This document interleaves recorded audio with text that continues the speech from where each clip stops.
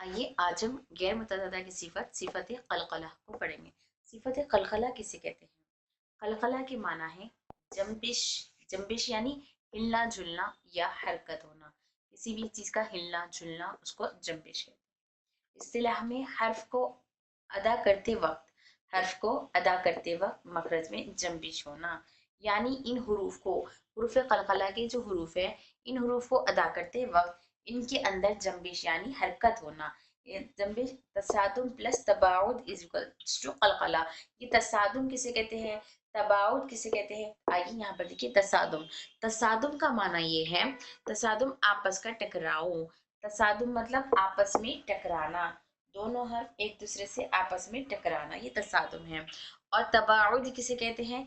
तबाउद यानी जुदाईगी और दूरी, जुदाईगी और दूरी। तसादुम प्लस तबाउद मतलब पहले दोनों हर्फ आपस में एक दूसरे से टकराए, दोनों दोनों मखरज आपस में टकराए, फिर दोनों एक दूसरे से जुदा हो गए। मतलब ये इसका मखरज हर्फ बा को ले लेंगे। तसादुम मतलब पहले हमारे दोनों होठों की खुश्की, दोनों होठों की तरी, सॉरी दोनों होठों की तरी वेट पार्ट से हर्फ बा अदा होता है। तो पहले हमारे दोनों होठ एक दूसरे से मिलते हैं तो होता है तसादुम। फिर वो दोनों एक दूसरे से मिलकर एकदम से टक्कर खाकर अलग अलग हो जाते हैं। अलग अलग होने को हम कहते हैं तबाउद। तो ये टक्कर खाकर मिलना फिर अलग हो जाना, टक्कर खा के मिलने के बाद अलग होने से जो आवाज निकलती है वो आवाज कलकला कहलाती है। कलकला, कलकला का मतलब है ऐसे हर्फ को इको या बाउंसिंग साउंड के साथ अदा करना जब उस पर सुकून हो। यानी ये कलकला के जब पांच रूफ कौफ कौ बा जीम दाल, इनके ऊपर जब साकिन आ जाए तो इनकी आवाज इको मतलब इनकी आवाज पलट कर वापस आती है, यानी इनके अंदर एक एक्स्ट्रा वॉइस सुनाई देती है, डबल वॉइस। तो वो कैसे होती है आगे हम अभी डिटेल में देखते हैं।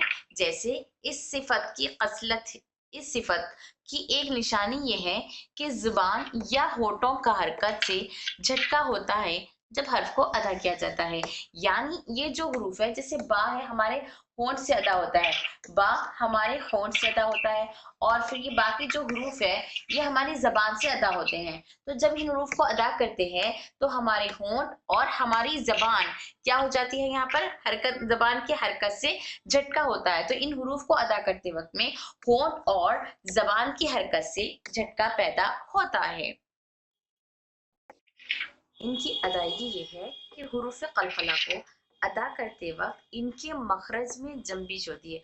मखरज में मतलब बा का मखरज क्या है, हमारे दोनों होंठ, होंठों में हरकत होती है। जंबिश का यानी मतलब क्या है, हिलना जुलना या हरकत होना। जैसे जीम है तो जबान का दरमियानी ऊपर तालु के दरमियानी से जब मिलता है तो इनके दरमियान हरकत होती है, यानी ये है हरूफ हलता है, इनके अंदर हरकत जंबिश होती है, जिसकी वजह से आवाज में इको साउंड आ जाता है। इको साउंड यानी आवाज वापस लौट आती है। जब हुरूफ कलकला के जब हुरूफ कलकला के ऊपर सुकून हो तो इनके निकलने की कैफियत में तसादुम, यानी तसादुम हमने पढ़ा था ना, तसादुम होता है तसादुम प्लस तबाउद, यानी तसादुम मतलब आपस का टकराव।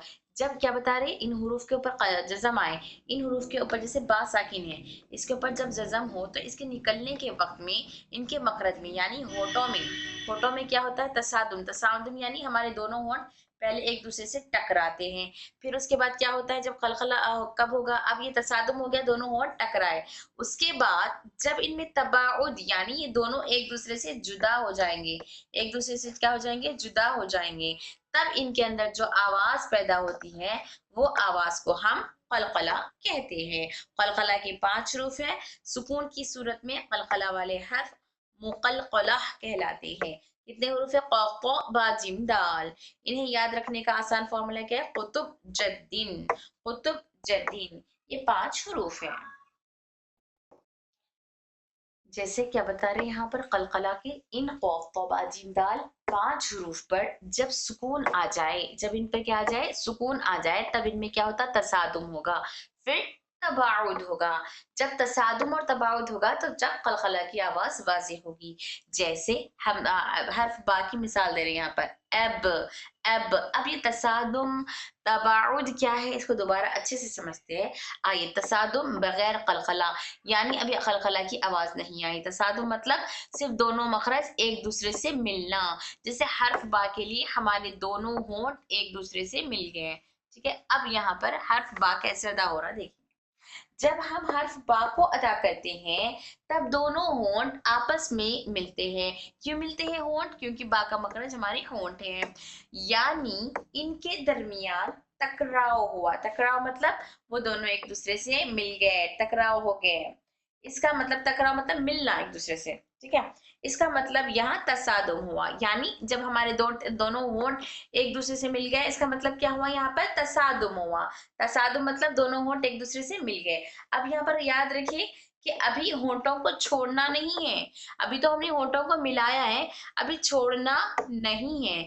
अभी होंठ बंद है हमारे, और जब हम होंठ छोड़ देंगे, यानी जब हम होंठ छोड़ देंगे तब वो दूर हो जाएंगे। दूर हो जाएंगे यानी इसका मतलब यहाँ पर तबाउद हुआ। पहले दोनों होंठ एक दूसरे से मिल गए तो ये हुआ तसादुम, यानी इन दोनों एक दूसरे से टकराव हो गया। उसके बाद जब हम होंठों को जब तरी मिल गई थी, उसके बाद हम उसको छोड़ दिए। छोड़ने से जो हुआ, वो जो आवाज खुली, जो होंठ खुले, वहां पर तबाउद हुआ। तबाउद मतलब ये हुआ कि जब इसको मिलाने के बाद, जब होंठ मिले फिर उसके बाद एक दूसरे से दूर हुए, तब इनमें जो आवाज पैदा होती है वो आवाज कलकला कहलाती है। यानी एक एक्स्ट्रा वॉइस जो हम कहते हैं, एक एक्स्ट्रा वॉइस, जैसे एब एब, पहले बंद हो गया एब, शिद्दा की वजह से पूरी आवाज बुलंदी से बंद हुई एब। उसके बाद छोड़ने पे जो एक्स्ट्रा साउंड आ रहा है वो साउंड को हम कहते हैं, वो साउंड को हम कहते हैं कलकला। कलकला, तबाउद, तबाउद। ठीक है, यहाँ क्या बता रहे, ये हर्फ कलीमे के बीच या आखिर में आएगा।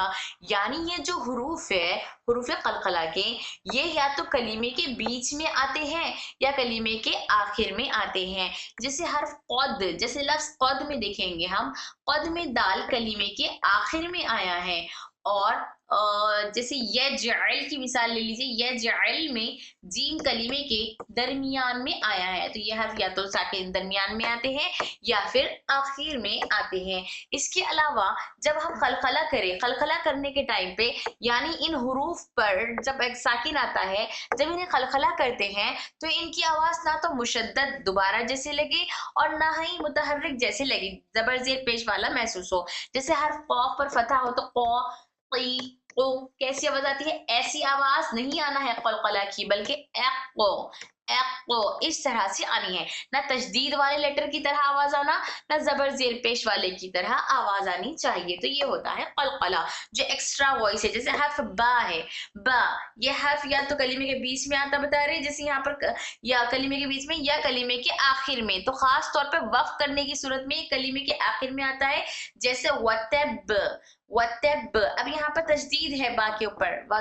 के ऊपर तशदीद है, तो तब, तब में जिस तरह से कलकला हो रहा है, एक्स्ट्रा वॉइस हो रही, तब, ब ऐसी आवाज आना चाहिए, ना कि तब, तब तशदीद की तरह, तब, तब एक्स्ट्रा वॉइस, तब ऐसी तशदीद की तरह एक्स्ट्रा वॉइस नहीं आना, बल्कि कलकला की आवाज एक्स्ट्रा साउंड होना। टक्कर खा के मिलकर टक्कर खाने की आवाज जो होती है वो अलग अलग से आवाज आती है। जैसे मिसाल, वतब में बा पर सिर्फ कलकला, कोई जबर नहीं, वतब, वतब, यहाँ पर हम इसको साकिन कर रहे हैं तो तब, इस तरह से। इन हुरूफ में जहर। अब इसमें इन कौफ तो बा जीम दाल में कितने कौन से सिफात पाए जा रहे? इन पांच हुरूफ में, इन पांच हुरूफ में सिफत जहर पाई जा रही। सिफत जहर की वजह से हम एयर फ्लो नहीं करेंगे, सांस जारी नहीं करेंगे, और आवाज को सांस जारी नहीं करेंगे और आवाज को बुलंद कर देंगे। आवाज क्या होगी? यहाँ पर बुलंद होगी। उसके अलावा सांस का रुकाव हो गया जहर की वजह से। दूसरी सिफत इसमें सिफत शिद्दा है, सिफत शिद्दा की वजह से इसमें आवाज का भी रुकाव हो गया। पहले सांस को रोके थे, फिर आवाज को भी रोक दिया, अब आवाज जारी नहीं होगी। शिद्दा की वजह से अब, एज, आवाज एकदम सख्त हो गई है। और इसीलिए अगर कलकला ना हो तो हर्फ की आवाज सुनाई ही नहीं देगी।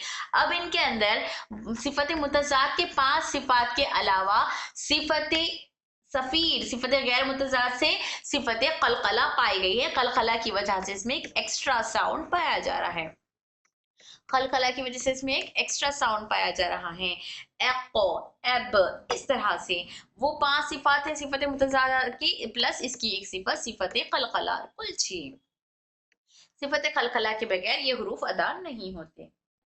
अब देखिए ये हरूफ में जो कलकला हो रहा है, जो एक्स्ट्रा साउंड हो रही, वो एक्स्ट्रा साउंड कभी कभी वीक होती है, कभी कभी स्ट्रांग होती है, कभी कभी बहुत ज्यादा स्ट्रॉन्गेस्ट होती है। तो यहाँ पर बता रही कब इसकी वॉइस वीक होती है। कलकला का हर्फ लफ्ज के बीच में आ जाए तो वो साकिन हो, यानी इसका लफ्ज के बीच में आए और वो साकिन हो, यानी उस पर सुकून असली हो। सुकून असली मतलब हम अपने आप से, मतलब हम मिलाकर रोकने की सूरत में जज़म नहीं लगा रहे, वक्फ नहीं कर रहे, बल्कि वहां पर ऑलरेडी जज़म पहले से ही है, सुकून असली है। तो जब वो दरमियान में आता है, जब कलकला का हर्फ दरमियान में आता है तो वहां पर वीक कलकला होता है। वीक कलकला जिसको हम कलकला सुगरा कहते हैं, यानी माइनर, छोटा सा कलकला होता है, जिसे आखिर में जैसे बुद्ध बुद्ध इतना कैसे हो रहा है, वैसे यहाँ दरमियान में नहीं होगा। जैसे यहाँ पर ऐसे होगा हुवल एब एब एब, हल्का सा कलकला होगा, वीक कलकला होगा। उसके बाद स्ट्रॉन्ग कलकला कैसे होगा, कलकला का हर्फ लफ्ज के आखिर में आ जाए, लफ्ज के आखिर में जैसे यहाँ पे हर्फ दाल आया है और वो मुतहर्रिक हो, और वो क्या हो, मुतहर्रिक हो, यानी ये पेश वाला है, तो हम इस पर यहाँ पर वक्फ करने की वजह से दाल को हम सुकून जज़म लगाकर पढ़ते हैं। दाल को हम जज़म लगाकर पढ़ेंगे तो बुद्ध बुद्ध बुद्ध बुद्ध, यहाँ पे जो कलकला हो रही है एक स्ट्रॉन्ग वॉइस हो रही है। कलकला की क्या हो रही, स्ट्रॉन्ग वॉइस हो रही, तो ये कलकला कुबरा कहलाता है, यानी मेजर कलकला, स्ट्रॉन्ग। इसके मुकाबिल में ज्यादा इसमें एब हल्का कलकला हो रहा है, ये कलकला सोगरा, ये कलकला कुबरा। अब कलकला कुबरा दो तरीके के हैं। कलकला कुबरा कौन से हैं, कलकला का हर्फ लफ्ज के आखिर में आ जाए और वो मुतहर्रिक के साथ मुशद्दद भी हो, यानी यहाँ पर सिर्फ हम इसको सुकून लगाए थे, ठीक है। यहाँ पर अब यहाँ पर ये कलकला का हर्फ तशदीद वाला है, तशदीद वाला है, तो मुशद्दद में और ज्यादा स्ट्रॉन्ग कलकला होगा।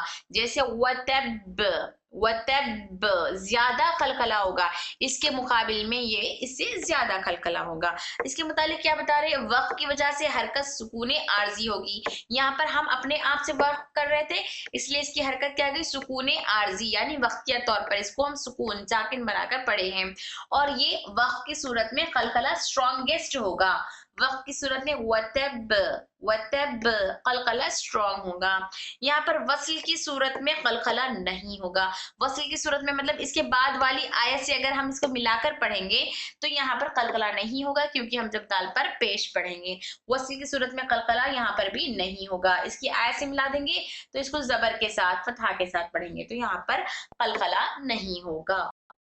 अब देखिए कलकला में हर में हर हर्फ में कम से कम हमने देखा था 5 या 6 सिफात पाए जाते हैं। तो देखेंगे इन हुरूफ में कितने सिफात पाए जा रहे हैं। जैसे हर्फ कौफ में कितने सिफात पाए जा रहे हैं, 5 सिफात, कम से कम 5 से 6 सिफात पाए जा रहे हैं। तो कौफ सिफत जहर, कौफ में सिफत हम्स या सिफत जहर अपोजिट में से कौन सा है, सिफत जहर है। कौफ में, तो में, बा में, जी में, ये चार पांचों के पांचों में भी सिफत जहर पाया जा रहा है। सिफत जहर का मतलब ये हुआ कि इन पांचों में एयर फ्लो नहीं होगा, सांस का रुकाव होगा, सांस जारी नहीं होगी, जैसे एब इस तरह से नहीं, बल्कि सांस के रुकाव और आवाज बुलंद होगी, आवाज बुलंद होगी, जैसे एद एज एब एल्को। कलकला की वजह से आवाज बुलंद हो गई और एयर फ्लो नहीं हुआ। दूसरी सिफत इसमें सिफत शिद्दा, शिद्दा की वजह से अब इसमें वॉइस फ्लो भी नहीं होगा, वॉइस फ्लो भी नहीं होगा, तो यहाँ पर आवाज भी रुकेगी। आवाज रुकने की वजह से यहाँ पर आवाज क्या हो गई, बुलंद हो गई। बुलंद के साथ साथ क्या हो गई, जहर से बुलंद हो गई। अब बुलंद के साथ साथ आवाज और सख्त हो गई, आवाज और क्या हो गई, सख्त हो गई, ठीक है। आवाज सख्त हो गई, कैसे, जैसे एब एज एल्प एल्पो एल्पो एब एज। सिफत शिद्दा की वजह से इसकी आवाज सख्त हो गई। इसके बाद सिफत इस्तिइला, इस्तिइला की वजह से अब इन हुरूफ को हम मोटा पढ़ेंगे। अब इस्तिइला किसी में इस्तिइला है, किसी में इस्तिफाल है, तो अब यहाँ पर ये दो सिफात तो सेम थे, जहर और शिद्दा सब में पाई जाती थी इन पांचों में। तीसरी सिफत सिफत इस्तिइला, कौफ क द, कौफ तो दोनों में पाई जा रही है, कौफ और तो। इस्तिला का मतलब है इन दोनों हरूफ को मोटा करके पढ़ेंगे, और इनके इन दोनों हरूफ को अदा करते वक्त हमारी जबान का पिछला हिस्सा बैक साइड ऑफ अवर टंग ऊपर तालू से जाकर टच करेगा, हमारी जबान पीठ तालू हमारी उठ जाएगी, जबान का पिछला हिस्सा उठ जाएगा कौफ और तो में, और इन दोनों हरूफ को मोटा पढ़ा जाएगा क्योंकि इनके अंदर सिफत इस्तिला है। अब बा जीम दाल, इनके अंदर सिफत इस्तिफाल है। इस्तिफाल का मतलब क्या हुआ, इन हरूफ को हम बारीक पढ़ेंगे, इन हरूफ को हम बारीक पढ़ेंगे, बारीक। अब इन हरूफ में जबान ऊपर को नहीं उठेगी और ना ही ये मोटे पड़े जाएंगे, बल्कि फ्लैट टंग से हम, फ्लैट माउथ से हम इन हरूफ को अदा करेंगे, फ्लैट माउथ से इन हरूफ को अदा करेंगे। उसके बाद आइए सिफत इन्फिताह।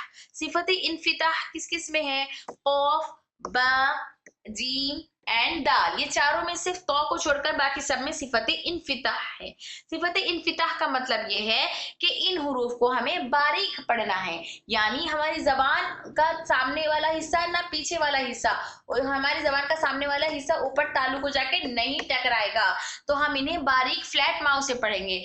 लेकिन यहाँ पर इदबा तो है, हालांकि यहाँ पर कौफ को तो मोटा पढ़ना है, हमने सिफत इस्तिला में देख लिया था, फिर भी यहाँ पर इन्फिताह में इन्फिताह क्यों आई, तो मोटा क्यों नहीं पढ़ना बता रहे यहाँ पर फिर, तो इसका मतलब ये है कि इस्तिला की वजह से जबान तालू, जबान का पिछला हिस्सा ऊपर उठा रहे हैं।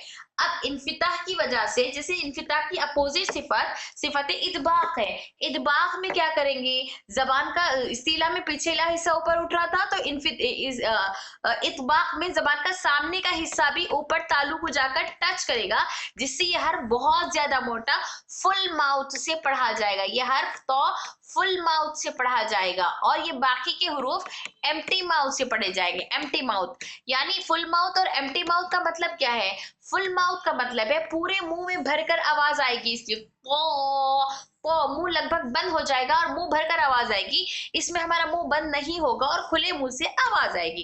तो ये हो गया फुल माउथ और ये होगा एम्प्टी माउथ। अब यहाँ पर कौफ में सिफत इन्फिताह क्यों आई, जबकि कौफ में सिफत इस्तिला की वजह से इसे मोटा पढ़ा जा रहा था। तो इन्फिताह का मतलब ये है, इस्तिला से पीठ जबान का बैक साइड उठाएंगे, इन्फिताह से ये बता रहे कि आवाज पूरे मुंह में नहीं फैलेगी और ये सामने का हिस्सा ऊपर को नहीं उठेगा, और ये बहुत ज्यादा ये मोटा पढ़ा जाएगा, लेकिन इदबाह की उतना बहुत ज्यादा मोटा नहीं पढ़ा जाएगा। ठीक है, उसके बाद इसमें है सिफत इस्मात। अब किस किस में है इस्मात, ये तीनों चारों में इस्मात है, सिर्फ हर्फ बा में सिफत इजलाक है, हर्फ बा में सिफत इजलाक है। पहले सिफत इजलाक को देखते हैं। इजलाक का मतलब है, इजलाक का मतलब है हुरूफ आसानी से अदा हो जाना। इजलाक का मतलब क्या है, हुरूफ आसानी से अदा होना, बगैर किसी रुकावट के, आसानी के साथ, बगैर किसी फोकस, बगैर किसी प्रेशर के आसानी से अदा हो जाना। बाकी इस्मात का मतलब है हुरूफ को अदा करते वक्त में इनके मखरज पर थोड़ा सा फोकस करना पड़ेगा, हैवीनेस के साथ इनके हुरूफ अदा होंगे। बाकी हैवीनेस वगैरह क्या है, ये सिफात में हम लोग पढ़ चुके थे। अब आइए सिफत कलकला, और इन पांचों में क्या है सिफत कलकला। कलकला की वजह से इन हुरूफ को कैसे पढ़ेंगे, एक एक्स्ट्रा वॉइस जंबिश होकर आवाज निकलेगी, इनकी एक्स्ट्रा वॉइस आएगी। ठीक है, एको, एपो, एज, एब, इस तरह से। क्लियर है सबको यहाँ तक? ये पांच सिफात सिफत मुतजाद की है और ये सिफात सिफत गैर मुतजाद।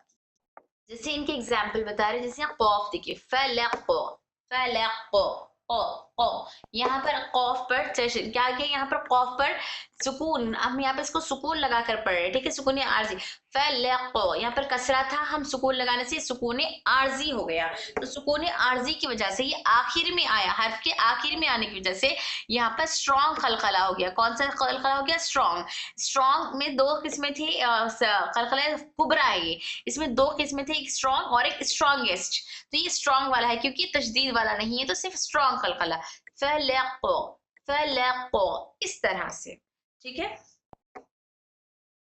जैसे यहाँ पर दरमियान वाला जैसे देखिए यहाँ पर जीम है, दरमियान वाला हर्फ जीम दरमियान में आए, ये ज कलकलाए सुगरा, यानी माइनल खलखला, तो हल्का से खलखला होगा, ये ज, ये जुअल, ये जुअल। क्लियर है इतना? ये था हमारे सिफत कलकला वाली सिफत। जैसे आखिर में आएंगे तो वक़ब, वक़ब, बुरूज, अहद, ये पूरे हमारे कलकला कुबरा वाले हैं और ये कलकला सुगरा वाले हैं क्योंकि कलकला वाला हर दरमियान में है। जैसे कौफ, अतअमहुम, हब, हबलुम, यज, यजअल, यद, यदखुलून।